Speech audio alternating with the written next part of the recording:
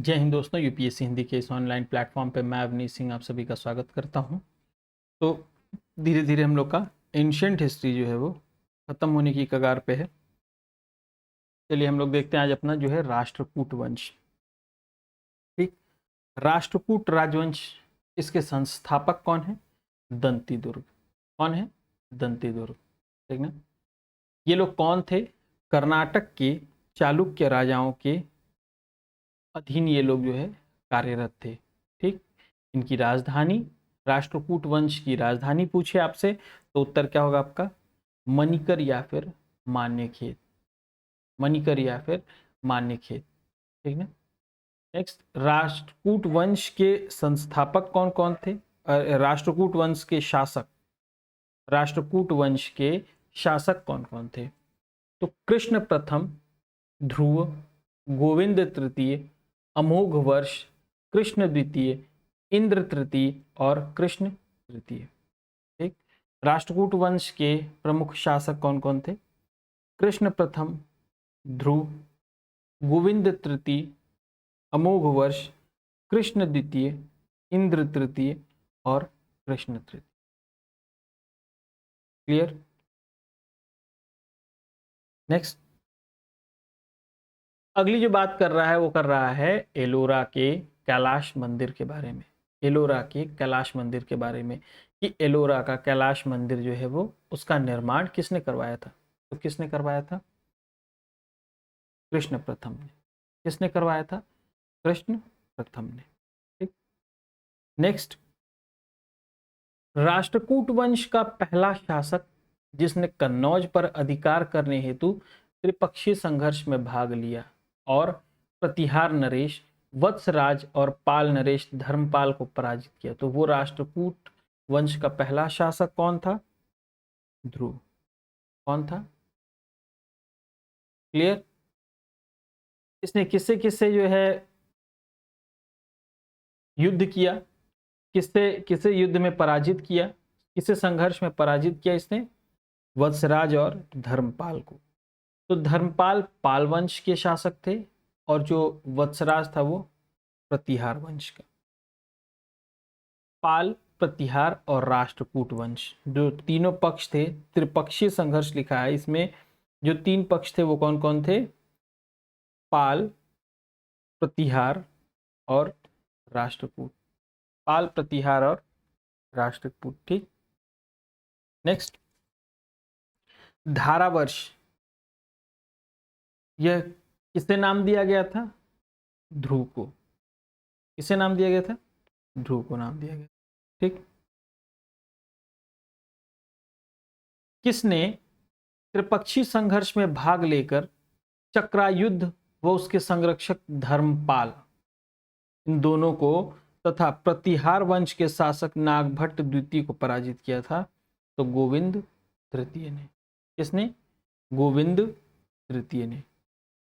Clear? ये नागभट्ट कहाँ का शासक था? प्रतिहार वंश का। कहाँ का? प्रतिहार। ठीक ना। तो इसमें कौन कौन हो गया? नागभट्ट हो गए प्रतिहार वंश के, धर्मपाल हो गए किस वंश के? चक्रायुध। तो गोविंद तृतीय किसके हैं? कमेंट करके बताइए गोविंद तृतीय। नेक्स्ट, पल्लव, पांड्य व केरल। पल्लव, पांड्य, केरल व गंग शासकों के संघ को जो है किसने नष्ट किया? किसने नष्ट किया? गोविंद तृतीय ने। किसने नष्ट किया? गोविंद तृतीय ने। ठीक, अमोघ वर्ष किस वंश का, किस धर्म का अनुयायी था? जैन धर्म का। जैन धर्म का। कविराज मार्ग, कविराज मार्ग की जो है रचना किसने की थी? किसने की थी? अमोघ वर्ष ने। किसने? अमोघ वर्ष ने की थी। ठीक ना। किसने की थी? अमोघ वर्ष ने। और आदि पुराण और त्रिशाठी लक्षण महापुराण के रचनाकार कौन है? आदि पुराण और त्रिशठी लक्षण लक्षण महापुराण के रचनाकार कौन है? जिनसेन। हो सकता है आपको ऐसे लाइन से दे करके match the following they they, may be ऐसा कर सकता है। तो आप लोग तैयार रहिएगा, इनके नाम आप लोग जो है वो एकदम रट लीजिए। ठीक, क्लियर। नेक्स्ट है गणित सार संग्रह। क्या? गणित सार संग्रह। इसकी रचना किसने की? महावीराचार्य एवं महावीराचार्य, ठीक है ना। अच्छा नहीं, ये दूसरी है। अमोघ वृत्त के लेखक कौन है? शाक्तायन। तो देखिए इसको एक बार क्लियरली फिर से समझ लीजिए। देखिए यहाँ पे कई सारी किताबें जो है एक साथ आ गई, ठीक, और ये बहुत इंपॉर्टेंट है। ये इन दोनों की रचना किसने की? ये साथ में इन दोनों की रचना किसने की? जिनसेन ने। किसने की? जिनसेन ने की। तो कि मैं कलर चेंज कर लेता हूं, ठीक। गणित सार संग्रह, इसकी रचना किसने की? महावीराचार्य ने, ठीक। अमोघ वृत्ति, अमोघ वृत्ति की रचना किसने की? शाक्तायन ने, शाक्तायन ने। और पूछेगा कि शाक्तायन किसके दरबार में रहते थे? तो अमोघ वर्ष के। क्लियर, ठीक ना। ये हो गया। तो 3-4 किताबों की हमने चर्चा की। किसकी किसकी? आदि पुराण व विशिष्ट लक्षण महापुराण पहला, दूसरा गणित सार संग्रह, तीसरा अमोघ वृत्ति। तो ये 4 हैं, ठीक ना। नेक्स्ट आगे चलें। यदि आपसे प्रश्न पूछता है, यहाँ पे आगे जो है वो 2 तरह से प्रश्न पूछ सकता है। किस शासक ने तुंगा भद्रा नदी में जल समाधि लेकर अपने जीवन का अंत किया? निम्न में से किस शासक ने? तो आपका उत्तर क्या होगा? अमोघ वर्ष। और यदि प्रश्न पूछे आपसे कि अमोघ वर्ष ने जो है वो किस नदी में जल समाधि लेकर अपने जीवन का अंत किया? तो क्या होगा? तुंगा भद्रा। क्या होगा? तुंगा भद्रा, ठीक है। नेक्स्ट है, देखिए एक चीज और अभी मैं कमेंट देख रहा था, तो अच्छी बात है कि किसी ने उसमें बताया था कि शायद मैं कुछ ऐसा था, चक्रवात था या प्रति चक्रवात में उसको पढ़ गया, चक्रवात नहीं, चक्रवात था। उसको मैं घड़ी की सुई की बता दिया था, और वो शायद था घड़ी की सुई के विपरीत, ठीक ना। उसको एक बार आप लोग देख लीजिएगा, चक्रवात वाले में किसी ने कमेंट करके बताया भी है, बहुत बहुत धन्यवाद। ठीक, अच्छी बात है कि आप लोग मतलब इतनी गंभीरता से पढ़ रहे हैं, ठीक। और ये गलती होती क्यों है? ये गलती असल में होती इस वजह से है क्योंकि पूरा जो है मेरा दिमाग व्यस्त रहता है कि कैसे इसको एक क्रिएटिव बनाया जाए, इसको कैसे इनोवेटिव बनाया जाए, कैसे आप लोगों के लिए कुछ नए तरीके से इसको लेके आया जाए, ठीक ना, कैसे इसको आसान बनाया जाए। तो दिमाग पूरी तरह से व्यस्त रहता है इन चीज़ों में, ठीक। तो कभी कभी होता है, देखिए गलत तो मैं पढ़ा ही नहीं सकता, गलत इसलिए नहीं क्योंकि आपके सामने बुक है, ये बुक आपके सामने है, ठीक ना। और मैं ऐसा तो है नहीं कि ये बुक रख दिया और पढ़ा कुछ और रहा हूँ, ठीक, कि ये बुक रख दिया, पेज ये खुला हुआ हूँ, पढ़ा कुछ और रहा हूँ, इस बुक में से ही पढ़ाता हूँ आप लोगों को, ठीक। तो हो सकता है कभी कभी स्लिप ऑफ टंग हो जाए, ठीक ना, या फिर कभी कभी हो सकता है कुछ जैसे ऐसे है अमोघ वर्ष बोल दिया मे बी, ठीक ना, दरबार में नहीं बोल पाया, या फिर ऐसे पढ़ते पढ़ते अमोघ वृत्ति की रचना किसने की है, तो हो सकता है मे बी ऐसा कि अमोघ वर्ष बोल दूं। हालांकि ये 4-6 क्लास में जब हम लोग 500-600 फैक्ट्स पढ़ते हैं उसमें से एक आध में होता है कभी, ठीक, लेकिन इसकी संभावना हालांकि बहुत कम है, ठीक। और वही गलती इस वजह से होती है क्योंकि पूरा दिमाग लगा रहता है क्रिएटिविटी में, ठीक? कि कैसे आप लोगों के लिए चीज़ें आसान बना दूं, अगला जो फैक्ट है वो कैसे आप लोगों के लिए आसान बना दूं, कैसे क्रिएटिव बना दूं ताकि आप लोगों को जो है वो आसान लगे, आपको याद हो जाए, ठीक। तो चलिए अच्छी बात है, वो आप लोग एक बार देख लीजिएगा लास्ट लेक्चर में, वीडियो सेक्शन में है, कमेंट सेक्शन में देख लीजिएगा, टाइम भी शायद उन्होंने मेंशन कर रखा है, ठीक। चलिए ये हो गया, तुंगा भद्रा नदी में जान दे दी है ये अपनी, ठीक। नेक्स्ट है, किसके शासनकाल में अरब निवासी अलमसूदी भारत आया? किसके शासनकाल में है? इंद्र तृतीय के, किसके शासनकाल में आया? इंद्र तृतीय के शासनकाल। ठीक है, अगला क्या है, आपसे पूछता है कि किसने तत्कालीन राष्ट्रकूट शासकों को भारत का सर्वश्रेष्ठ शासक कहा है? ठीक ना, किसने कहा है? किसने कहा है? अलमसूदी ने कहा है। किसने कहा है? अलमसूदी ने। राष्ट्रकूट शासकों को भारत का सर्वश्रेष्ठ शासक किसने कहा? अलमसूदी ने। नेक्स्ट,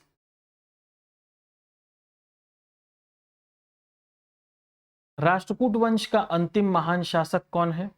राष्ट्रकूट वंश का अंतिम महान शासक कृष्ण तृतीय। कौन है? कृष्ण तृतीय। और कृष्ण तृतीय के दरबार में कौन रहता था? पोन। कौन है? पोन। ये क्या है? कन्नड़ भाषा के कवि हैं। इन्होंने ही शांति पुराण की रचना की। ठीक, तो आपसे यहां से प्रश्न कैसे पूछ सकता है? शांति पुराण की रचना किसने की? पोन ने। किसने की? पोन। या फिर शांति पुराण की रचना करने वाले पोन किस शासक के दरबार में रहते थे? ठीक ना, तो राष्ट्रकूट वंश के शासक कृष्ण तृतीय के दरबार में। ठीक, या फिर ऐसे पूछ दे किन शासकों के दरबार में थे, तो कृष्ण तृतीय का नाम दे ही ना, सीधे राष्ट्रकूट वंश लिख दे, तो राष्ट्रकूट शासकों के दरबार में। ठीक, क्लियर? Any confusion?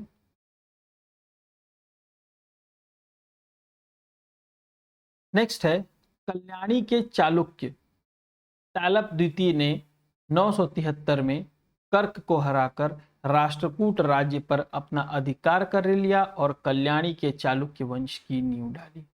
तो कल्याणी के चालुक्य वंश की नींव जो है वो किसने डाली? तालप द्वितीय ने। तालप द्वितीय ने राष्ट्रकूट राज्य के कर्क को हराकर। और कब डाली पूछता है, तो 973 ईस्वी। ठीक, नेक्स्ट, एलोरा और एलोफेंटा कहां पर है? एलोरा और एलिफेंटा ये कहां पर है दोनों?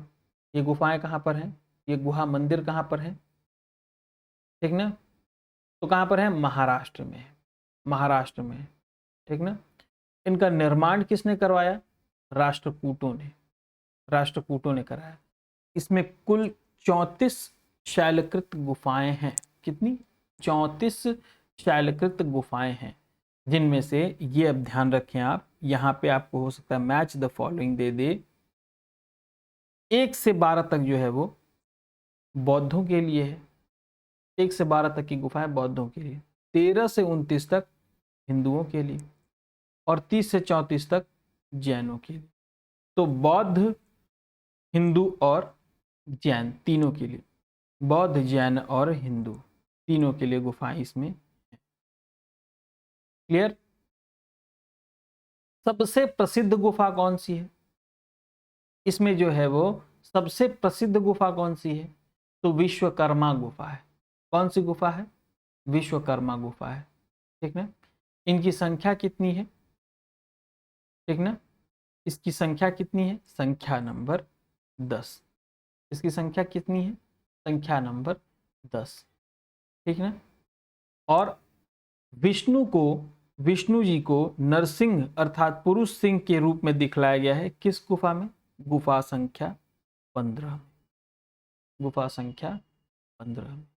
ठीक ना, गुफा संख्या 15 में।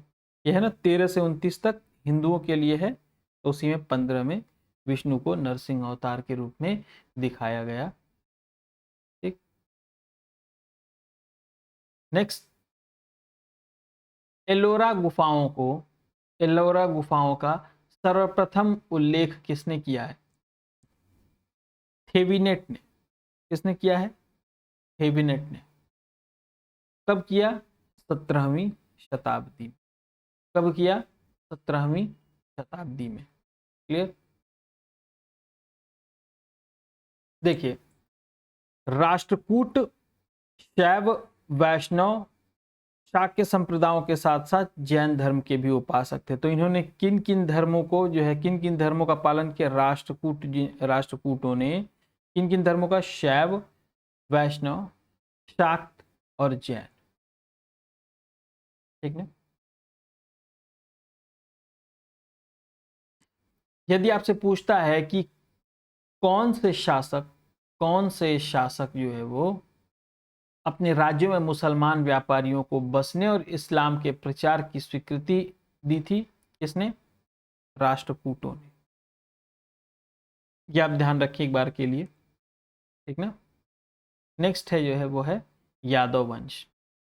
किसने स्थापना की थी? भिल्लम पंचम। किसने? भिल्लम पंचम। राजधानी देवगिरी। राजधानी देवगिरी। ठीक ना। अंतिम शासक कौन था इस वंश का? सबसे प्रतापी शासक था सिंघड़, और अंतिम शासक रामचंद्र। अंतिम शासक कौन था? रामचंद्र। ठीक।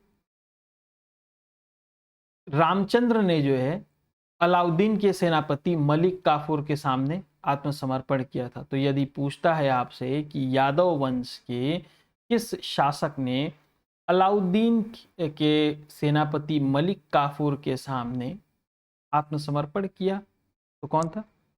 रामचंद्र। कौन था? रामचंद्र। क्लियर।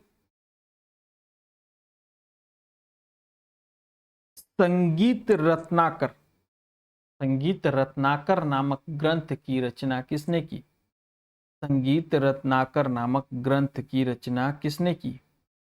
सारंगदेव ने। किसने? सारंगदेव ने। ये किसके दरबारी कवि थे? सिंघन के। किसके दरबारी कवि थे? सिंघड़ के। ठीक है ना। सिंघड़ या फिर सिंघन, कुछ भी बोल सकते हैं। ठीक। तो ये हम लोगों ने समाप्त कर लिया अपना यादव वंश। आगे चलें होयसल वंश पे। ठीक। होयसल वंश संस्थापक कौन था? विष्णुवर्धन। कौन था? विष्णुवर्धन। होयसल वंश किस वंश की शाखा थी? यादव वंश की। ठीक ना। बेलूर में चेन्ना केशव मंदिर का निर्माण किसने करवाया था? विष्णुवर्धन ने। विष्णुवर्धन ने। ठीक। अंतिम शासक होयसल वंश का अंतिम शासक कौन था?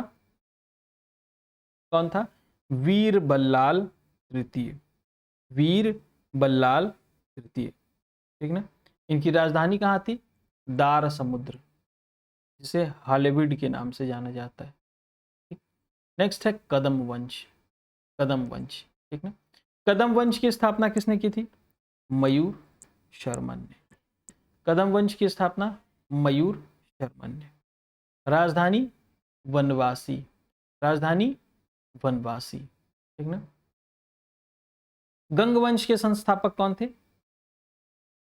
ब्रजहस्त पंचम। कौन? ब्रजहस्त पंचम। ठीक। गंग वंश के प्रथम शासक अभिलेखों के अनुसार, गंग वंश के प्रथम शासक कोंकणी वर्मा। ठीक। कोंकणी वर्मा। गंग वंश की प्रारंभिक राजधानी कुवलाल या कोलर। कुवलाल या फिर कोलर, जो बाद में कहां शिफ्ट हो गई? तलकाड़ में। ठीक। सत्तक सूत्र पर टीका लिखने वाला गंग शासक कौन है? माधव प्रथम। कौन है? माधव प्रथम। तो नेक्स्ट है कौन? काकतीय वंश। ये एक छोटा सा है। इसके बाद हम लोग का क्या है? सीमावर्ती राजवंशों का अभ्युदय। ठीक। इसको पढ़ने के बाद हम लोग एंटर कर जाएंगे मेडिवल हिस्ट्री में। ठीक। कौन से हिस्ट्री में? Medieval history. तो एंशियंट हम लोग का धीरे धीरे समाप्त हो गया। हम लोगों का क्या क्या समाप्त हो गया? एंशियंट एक दो क्लास में समाप्त हो जाएगा। उसके बाद इंडियन वर्ल्ड ज्योग्राफी, ये भी लगभग समाप्त होने के ही कगार पे है। वर्ल्ड ज्योग्राफी तो हम लोग लगभग मेडिवल और हम लोग इंडियन ज्योग्राफी में हम लोग एंटर कर जाएंगे। ठीक है। हिस्ट्री में मेडिवल, सॉरी ये छुप गया क्या? Indian geography. राइट। तो 20-20 मिनट की क्लास करके आप लोग जो है अपना पूरा एंशिएंट हिस्ट्री समाप्त कर लिए और वर्ल्ड ज्योग्राफी। क्लियर? देख रहे हैं छोटे छोटे एफर्ट से क्या हो सकता है, छोटे छोटे एफर्ट से कहानी कहाँ तक पहुँच सकती है। समझ में आ रहा है? काकतीय वंश, संस्थापक बीटा प्रथम। संस्थापक बीटा प्रथम। कौन? बीटा प्रथम। ठीक ना? राजधानी अमकोंड। राजधानी अमकोंड। ठीक ना? इस वंश का सबसे शक्तिशाली शासक गणपति। कौन? गणपति। गणपति था कौन? सॉरी थी, गणपति था नहीं थी। ठीक ना? सॉरी, नहीं नहीं, पुरुष ही था। कैसे मतलब ये हो जाएगा? गणपति जो है वो सबसे शक्तिशाली शासक था। इसकी एक पुत्री थी, इसकी एक पुत्री थी कौन? रुद्रमा देवी। रुद्रमा देवी किसकी पुत्री थी? गणपति की। ठीक ना? इसने किसका जो है वो नाम ग्रहण किया था? रुद्रदेव महाराज का। रुद्रदेव महाराज का। ठीक ना? नेक्स्ट, गणपति ने अपनी राजधानी जो है वो कहाँ स्थानांतरित की थी? वारंगल। अंतिम शासक प्रताप रुद्र। ठीक ना? रायगज केसरी और दयागज केसरी ये किस वंश की उपाधियां हैं? काकतीय वंश की। ठीक है ना? यह दयागज केसरी की उपाधि किसे दी गई थी? प्रताप रुद्र को। प्रताप रुद्र को अंतिम शासक जो था। ठीक है? और रायगज केसरी की उपाधि रुद्रमा देवी को। किसको? रुद्रमा देवी को। किससे उपाधि मिली थी उनको? ये अपने पिता से। ठीक है? और किस पर अंकित है उनकी ये उपाधि? सिक्कों पर। ठीक। तो अब हम लोग जो है अपने एंटर कर गए हैं अपने किस में? सीमावर्ती राजवंशों का अभ्युदय। तो आज के लिए इतना ही। जय हिंद।